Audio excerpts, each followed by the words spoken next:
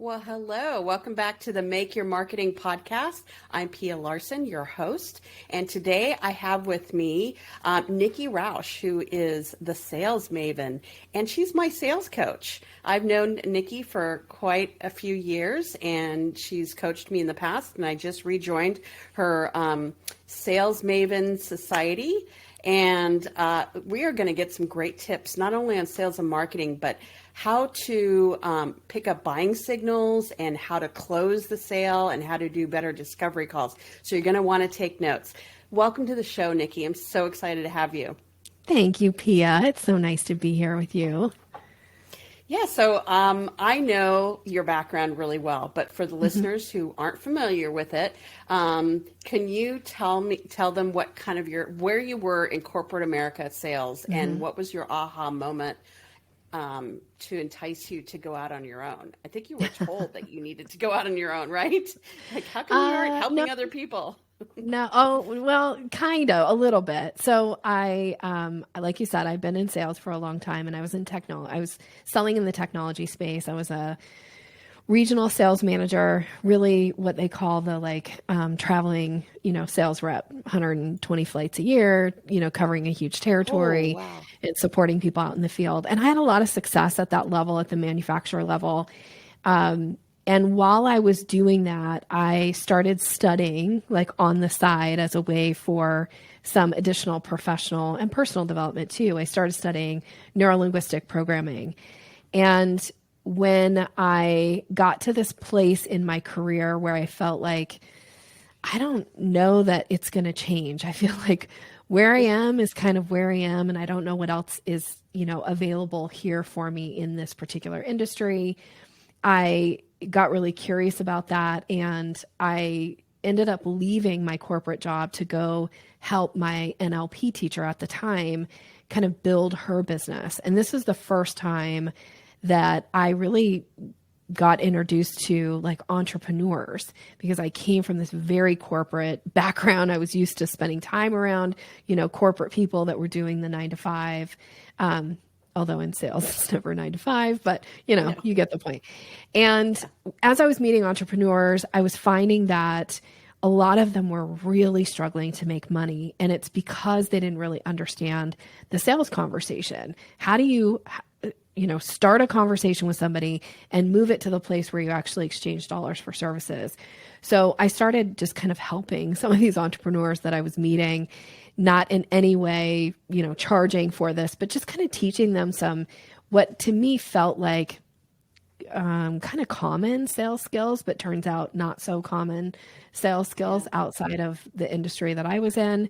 And they were having a lot of success. And really it was somebody in a networking group that pulled me aside and was like, why are you not doing this as a business? And I thought at the time, who would possibly pay me money to learn how to sell?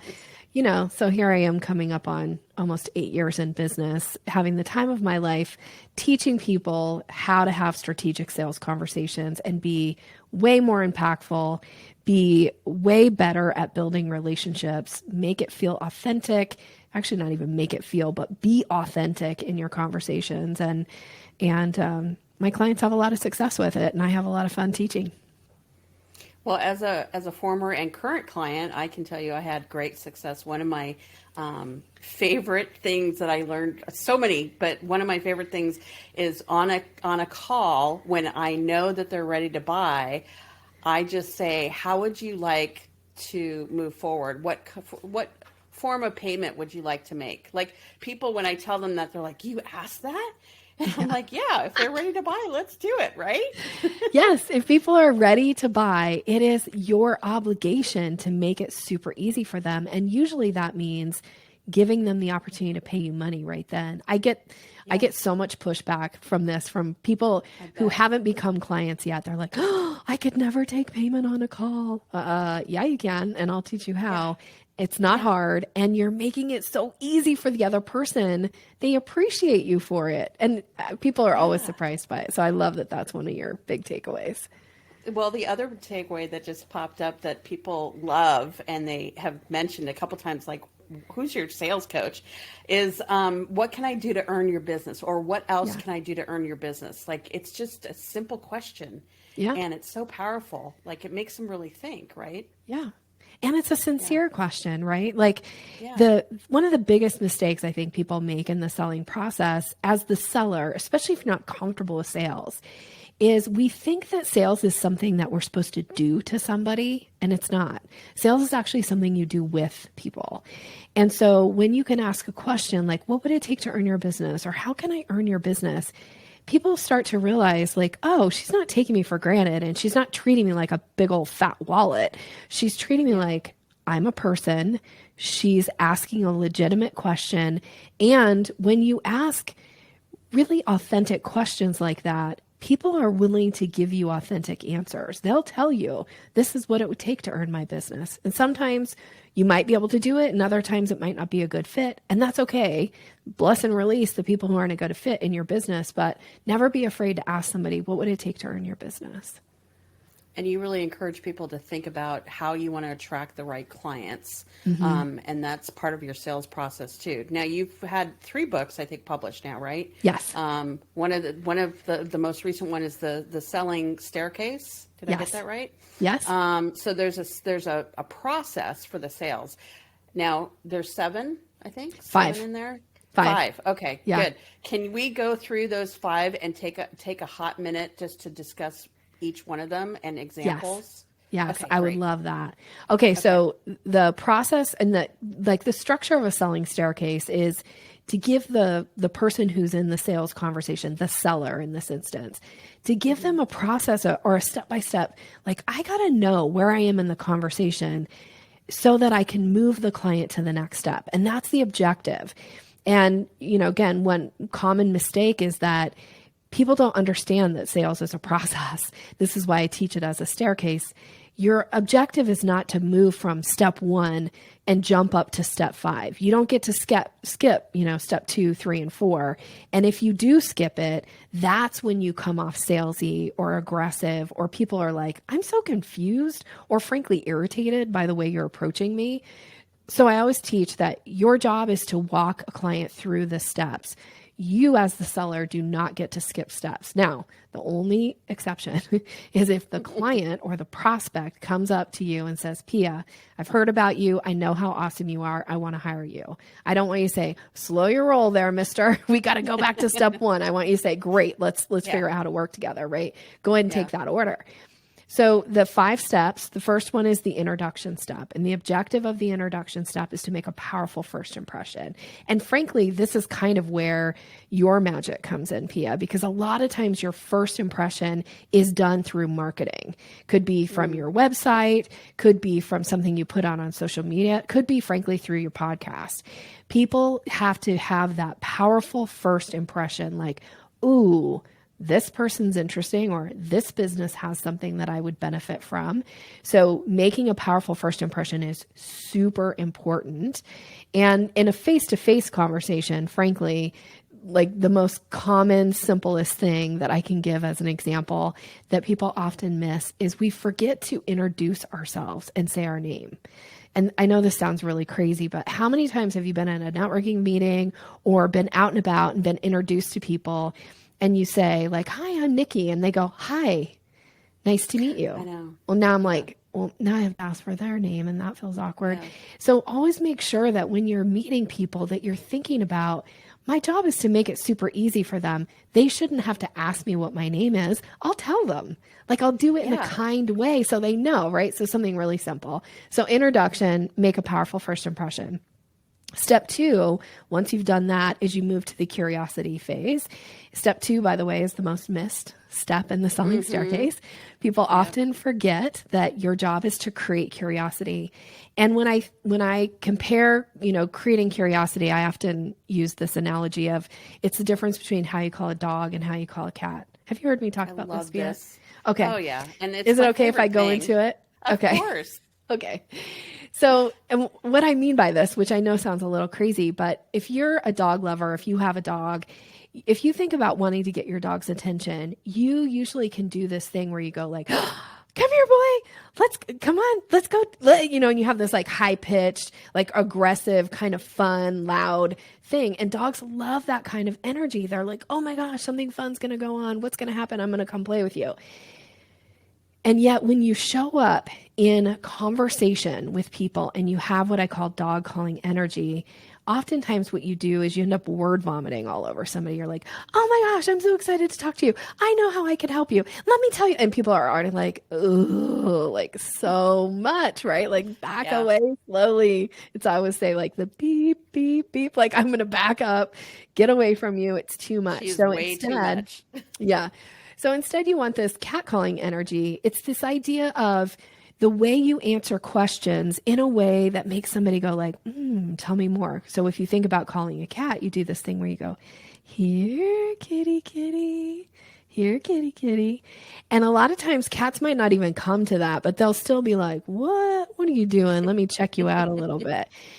So in a conversation, and this can also happen on social media, by the way, and it can also happen in your marketing too, we want to draw people in. We want to give them enough information that they can ask a question. So for instance, like a really simple example of this again is, what do you say when somebody says, hey, Pia, what have you been up to lately? Now this is your choice. You could say a lot of things here. You could say something like, oh, I've been enjoying the beach house, or, I've been, enjoying summer, or, can you believe the heat, or, whatever.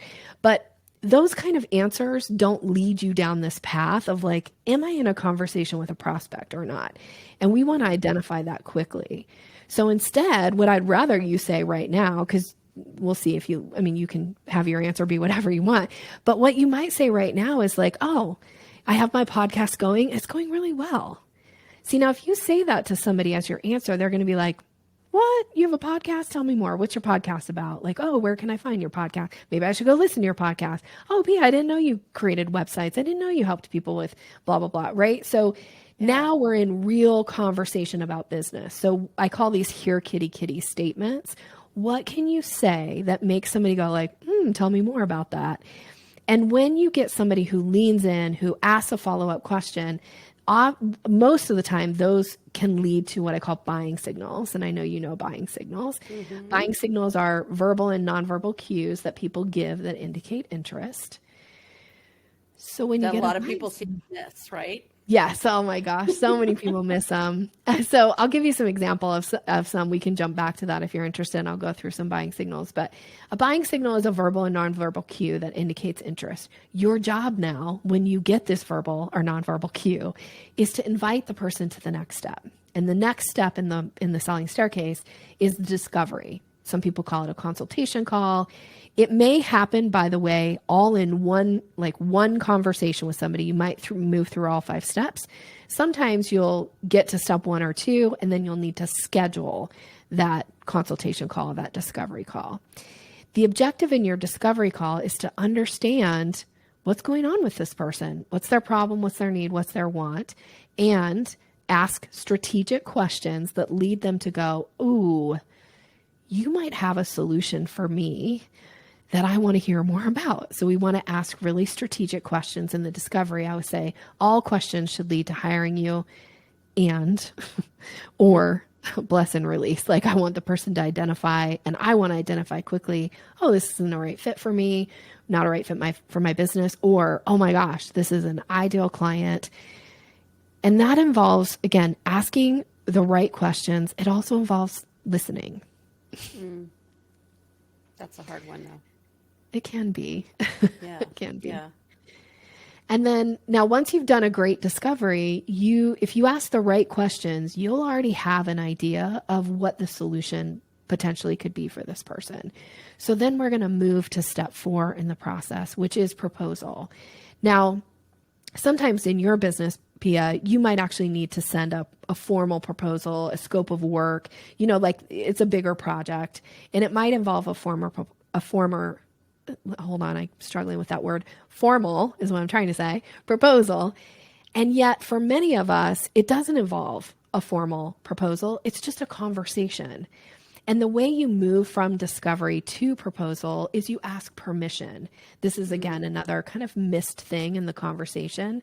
So you don't just ask somebody some questions and then go, oh, I have a solution. Let me sell it to you. No, you say, based on what you've shared, I have some ideas of ways that we might work together. Would you be interested to know more about that? I love That's that. asking It's so permission. simple. And you're already getting the yes, right? Because you Yes. want to start getting some yeses in there. That's right. Yeah. Yeah. And then once they say yes, now it's your job to lay out a really clear next step for them. And you might have a couple next step. It'd be, oh, you can choose package, A, B, or C. One of the things you want to be really clear about when you're laying out your proposal is you recommend what you know they need, not what you think they can afford. You recommend what you know they need. Stand in your place of credibility and authority as the expert in your field and make a recommendation. They want somebody to tell them, this is going to solve your problem. Here's how. So make sure you really get clear on that offer. I always say never recommend more than 3 options, even if you have, which I have, like 15 ways you could work with me, but you'll never hear me say all 15 in any context. You won't see it on my website. You won't see it in a conversation with me. You won't hear it about me talking about it on my own podcast. Like, you're only going to give them up to 3 ways. And sometimes you just give them 1 because that really is the solution for them. And if they decline, you can offer them something else if they want to step down, or maybe they want a bigger package, whatever it is. But really stand in your place of authority and recommend what you know they need. So you would say, here's what I would recommend based on what you've shared. And I'm going to, use some of their language to talk about how it's going to meet their need, solve their problem. And then I'm going to move to step 5, which is the close. And this is the second most missed step in the selling staircase. We forget to issue close language. Close language is traditionally a yes or no question. And you have to pose this yes or no question to the client or to the prospect in this moment so that their brain can make a decision. And if you don't give them this closed question, oftentimes they won't make a decision. So it's really, really important. So an example of closed language would be, so I'm giving my proposal, here's what I'd recommend. And then I'm going to say, is that something you'd like to move forward with? And So then I simple. zip it and I wait.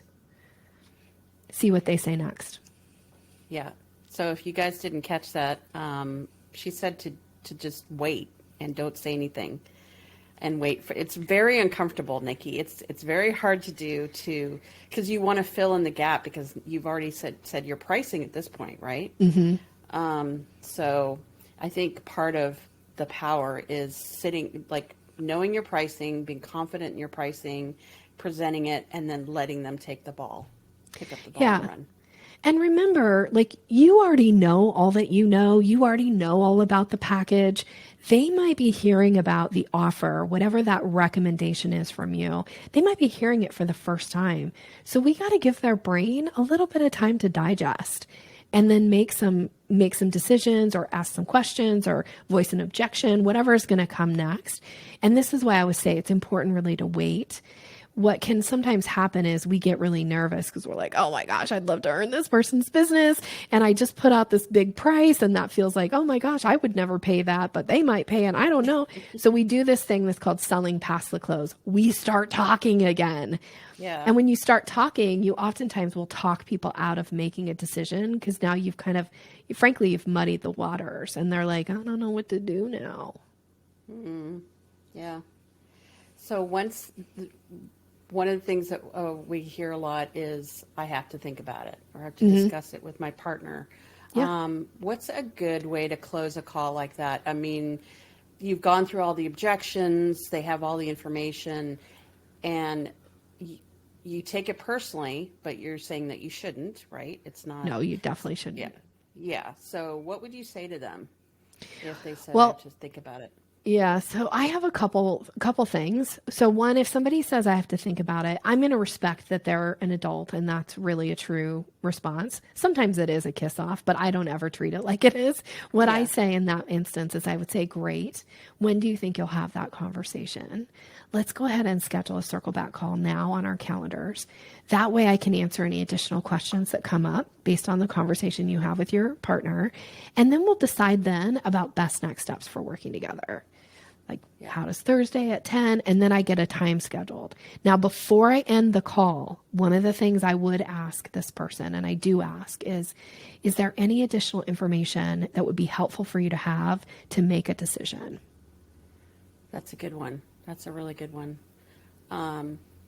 So let's jump back to the buying signals, if you don't mind, because I know that it gets missed a lot. And one of the things, it's so apparent to a third party looking in, but when you're in the middle of a conversation, can you give us some examples? Yeah. So here's a couple examples, and I can go as many as you want. And my second book is all about buying signals, and there are 17 in there. Yeah. But I'll give you a couple that are really sometimes obvious, but often missed. So one of my favorite ones to talk about is when somebody asks you about your pricing. Now, that might seem like, well, duh, of course, that's a buying signal. But where people drop the ball is they give the answer, or they'll either say like, here's the price, or they'll say, well, that depends. By the way, that depends is never the answer to a price question, ever. No matter if you're thinking right now, but Nikki, it does depend. I don't care. That's never the answer. When somebody asks you what your price is, you say the price, or you give a range of a price. That will work too. And then you issue an invitation for next steps. So if somebody says, Nikki, how much is it to be in your Sales Maven Society? I'll say, it's $147 a month. Is that something you'd like to join? I'm going to issue an invitation behind that price. Wow. So the buying signal is, they asked me about price. When I get a buying signal, I'm always going to follow it up with, I'm going to answer the question and then follow it up with an invitation for whatever next step is. That's gold. I love that. Any other signals that you can think of? Yeah. Here's one that people often get confused around is bringing up a negative experience that they've had with somebody else in your field. They'll say like, oh, Nikki, I worked with a sales coach before and our styles didn't mesh. They have this whole like, I don't think I could ever invest in a sales coach again. So when somebody does that, I take it as a buying signal, and here's how I approach it. I always think, oh, well, I'm so sorry that was your experience. Here's what my customers or here's what my clients experience when they work with me. Is there something that I might be able to do to be a resource to you? Or would you be interested in trying out what it would be like to work with me? Like, I'm going to issue some kind of an invitation, even if they say to me, like, I've hired sales coaches in the past. It was a horrible experience. I never want to work with a sales coach again. Because I believe in what I do. I know the impact that my clients get. So I feel 100% credible and authentic in these moments where I say, I'm so sorry that was your experience. Here's what you could expect if we were to work together. Is there ever an instance that you'd be open to that? Mm-hmm. So bring up a negative experience, take it as a buying signal, issue an invitation, and see what people say. I actually have earned quite a few business that way. Sorry. I was just going to say, I think it's funny how it works, but when you get someone like that, you think, oh, they're really jaded, they're going to be really hard to work with. But once you gain their trust, they are so loyal, so loyal. Yep. Yeah, exactly. I love that you said that. Yeah. You use, I have my Nikki vocabulary in my head and written down, but another thing that you talk about is relationship selling. Mm-hmm. Can you kind of outline what that means today in this digital world? Yeah.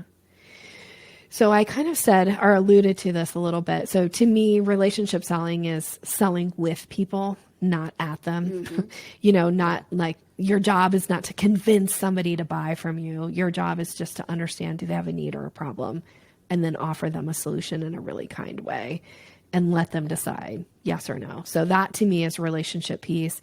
The other part is that we need to stop talking at people. We do this all the time on social media. We're bombarded as consumers. We're bombarded all the time with people talking at us. You need to do this. You should do this. Your life is going to be ruined if you don't do that. Like it's so, frankly, I think it's polarizing at this point. And some of us are, not even some of us, a good majority of us are like, we're clued in. Like, we're so sick of being talked at. So instead, think about that the sales conversation, relationship selling is talking with. Everything is with. And one of the easiest ways to have a with conversation is for you, the seller, to ask questions and then allow the buyer to answer them. That's when conversation happens. That's when relationships are formed. So one of the things I think people often miss is they think, oh, I'm in sales mode. I got to talk. Actually, when you're in sales mode, you should be asking questions and then listening. Yeah. And you talk about being curious. I'm curious. What would that look like? I hear you say that a lot, which is really nice. Talk about using your personality when you're selling or working with prospects, because I'd love to hear your take on that. Well, I'm a believer in you, you, the listener, you, Pia, me too. We are all perfect the way that we are. And our personality, it doesn't really matter if you identify as an introvert or an extrovert or where you are on the Enneagram or on the Myers-Briggs or any of these things. To me, I believe that we all have the ability to have conversation with people. And you want to bring your unique skill set, your essence, what makes you, what makes Pia, bring it to the conversation and be strategic in your conversation. This is why I teach the 5-step process to sales, the sales conversation, so that you know where you are in the conversation, but you're not trying to sell like anybody else. You're not trying to talk like anybody else. You're not trying to be anything other than what you are. You're just having a structure to following it. So it allows for your natural personality to come through. I remember, I actually will never forget this. This was something you and I, when we were working together in the VIP program, that you had talked with me about. You had a prospect and you sent this very unique gift to them. Do you remember this? It was a long time ago. I tend to send very unique gifts all the time, so I'm It's not very sure which Pia. one that was. And the person was a little bit like, we don't get it. Like they didn't kind of get it. And I remember you like feeling sad about it and frustrated. Yeah. Like Yeah. they didn't get it. They didn't get the intent behind it. And I remember us having this conversation, and these are those moments where I was like, Pia, really stand in who you are. You don't want to work with people that don't get it, that don't get you. True. Right? Because you are perfect. And there's plenty of business out there. We got to attract our ideal clients. And frankly, we have to repel people to make room for our ideal clients. So this way I would say, like, we want to attract people, but we also want to repel the people who aren't a good fit, as fast as possible. There's a quote out there, and I'm going to quote it and say, I don't know who the actual person was that said it, because it was like 3 people heard it ago and then quoted it to me. Right, but it's, right. It says, love me or hate me. There's no money in the middle. Oh, And I've heard that. I okay, like so that. we got to stop trying to be in the middle all the time. Like, let the people who love you, and make it easy for them to work with you. And the people who are like, she's not really my cup of tea. Good. Go, move on. Yeah. I think the older we get, the easier that is. That's true. The more confident we get, right? Yeah. Because I see it in young salespeople all the time. It's like they're not quite sure if they can stand in their power, and that's kind of what they need encouragement with.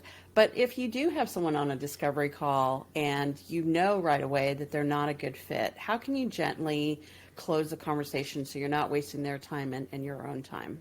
So I usually will have a conversation, and I'll turn this one back to being about me. I try not to make sales conversations about me, but in this particular case, I never want to make anybody feel shamed or embarrassed or less than in any way.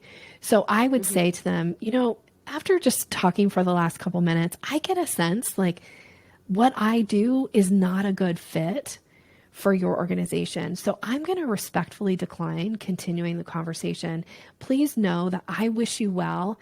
And if I have a resource, I might offer them a resource for them in that moment. But I'm just going to say, I'm just going to respectfully decline, like moving forward with this. I can already tell that I am not a good fit for you.